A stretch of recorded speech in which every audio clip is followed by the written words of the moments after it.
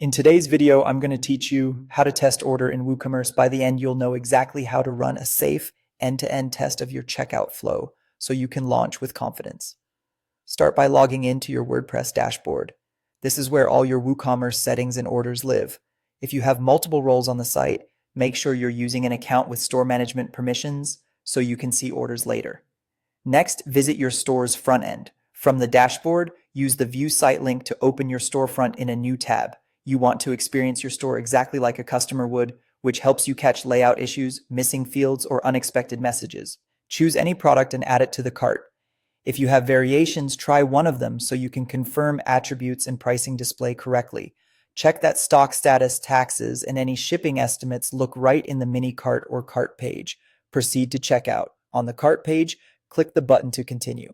This is a great moment to verify that coupon fields, shipping calculators, and cart totals are accurate. If you're testing taxes or shipping zones, make sure the location you enter aligns with those rules. When you reach the payment section, select your test payment method.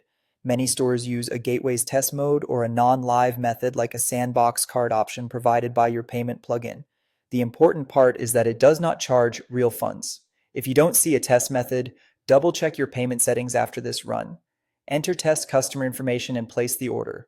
Use a working email you can access so you can confirm order emails arrive. For addresses, use realistic details that match your shipping and tax rules, and avoid entering any real card data unless your gateway specifically provides a safe test number. Review the order summary one last time, then complete checkout. Return to your WordPress dashboard, open WooCommerce, and click Orders. You should see the new test order at the top of the list. Open it to view details. Confirm that the order status updated correctly for the payment method you used. For an immediate simulated payment, you'll typically see processing or completed. For methods that require manual confirmation, you may see pending payment or on hold. Also verify line items, totals, taxes, shipping charges, and customer details.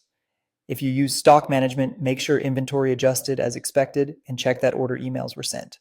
That's it. Repeat this flow for any edge cases you support, and when you're done, switch your payment settings back from test to live before taking real orders.